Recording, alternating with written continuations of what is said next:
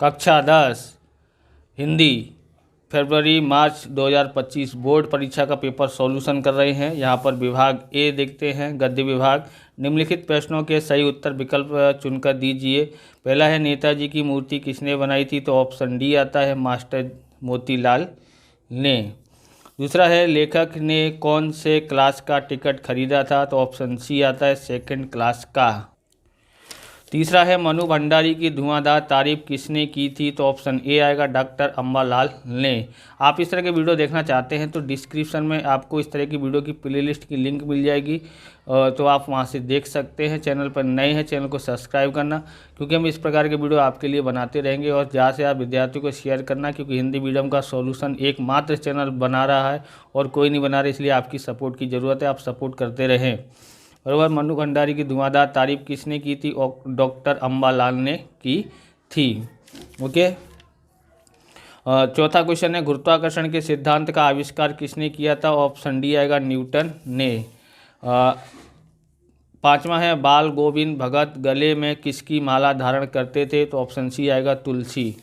सही जोड़े मिलाइए तो यहाँ पर आएगा, देखो छठे का आएगा यशपाल जी का क्या आएगा, ड आता है, सॉरी यह आता है यशपाल जी का लखनवी अंदाज। इसका क्या आएगा, यह आता है, छः का यह। ओके।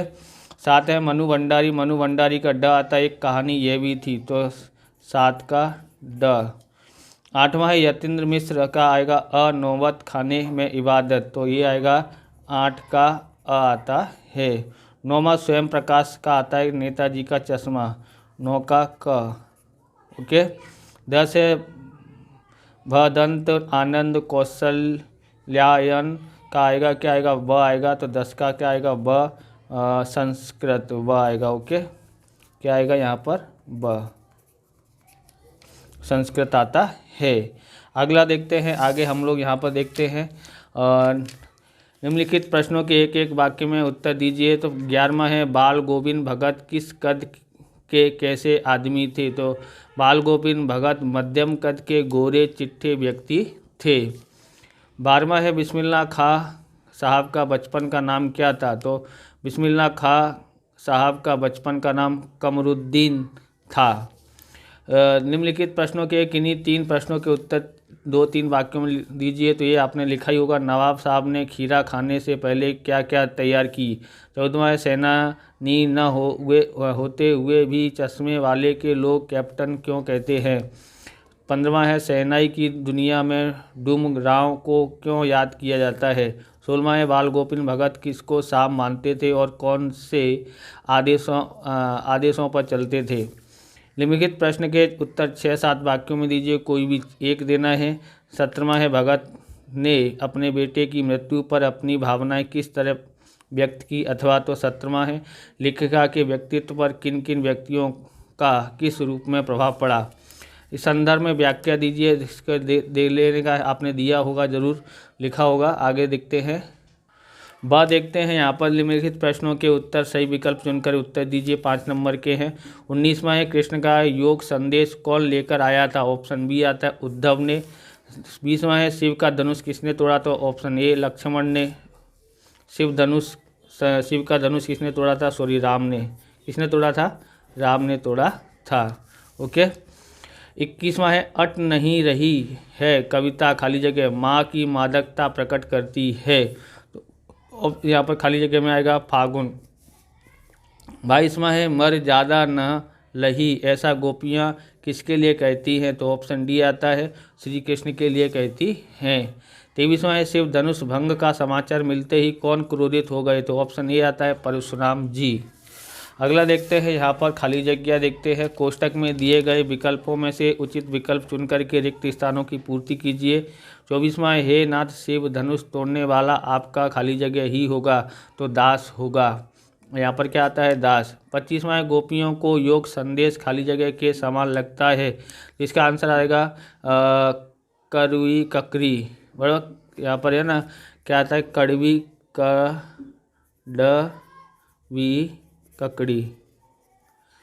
बराबर, इसलिए यहाँ पर कड़वी ककड़ी लिखा है, तो यहाँ पर कभी कभी कड़वी ककड़ी भी आता है। ओके, ककड़ी।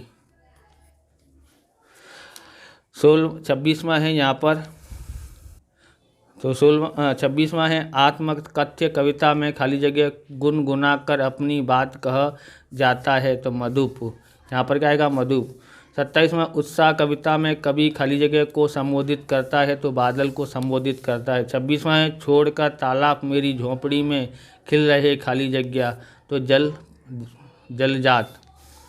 निम्नलिखित प्रश्नों के एक एक वाक्य में उत्तर दीजिए। 29वां है उत्साह काव्य में कवि ने धरा को किससे शीतल करने को कहा, तो इसका आंसर आता है तो उत्साह काव्य में कवि ने धरा को बादलों से शीतल करने को कहा। 30वां है भृगुसूत शब्द का प्रयोग किसके लिए किया गया, तो भृगुसूत शब्द का प्रयोग परशुराम के लिए किया गया है। निम्नलिखित प्रश्नों में से किन्हीं 3 प्रश्नों के 2-3 वाक्यों में लिखिए, तो यहाँ दिया है कृष्ण के प्रति अपने अनन्य प्रेम की गोपियों के लिए किस प्रकार अभिव्यक्त किया। 32वां है कविता में बादल किन किन अर्थों की ओर संकेत करता है, इसका उत्तर आपने लिखा ही होगा। 32वां है कवि के अनुसार फसल क्या है। 34वां है भगवद गीता के प्रति गांधी जी का क्या अभिप्राय है। निम्नलिखित प्रश्नों के उत्तर 6-7 वाक्यों में लिखिए। तो 35वां है संगीतकार के जैसे व्यक्ति संगीत के अलावा और किन किन क्षेत्रों में दिखाई देते हैं। तो उज्ज्वल गाथा कैसे गाऊं मधुर चांदनी रातों की, कथन माध्यम से कवि क्या कहना चाहता है। संदर्भ सहित व्याख्या दीजिए निम्नलिखित पद्यांश की, तो ये दिया है, आपने लिखा ही होगा। कितने नंबर आ सकते हैं आपके 80 में से, तो कमेंट में आप बता सकते हैं।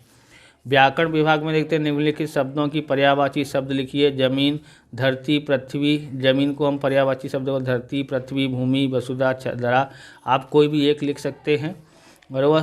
38वां है सूर्य। सूर्य को प्रभाकर, भानु, रवि, भास्कर, आदित्य, अर्क और सूरज भी कहते हैं, सविता भी कहते हैं। निम्नलिखित सामाजिक पद का विग्रह करके समास का नाम लिखिए। तो 39वां है सप्तऋषि। तो 7 ऋषियों के समूह का समूह द्विगु समास है। 40वां है सुख दुख। तो सुख और दुख, और या ऐसे लिख सकते हैं सुख या दुख, तो द्वंद्व समास है।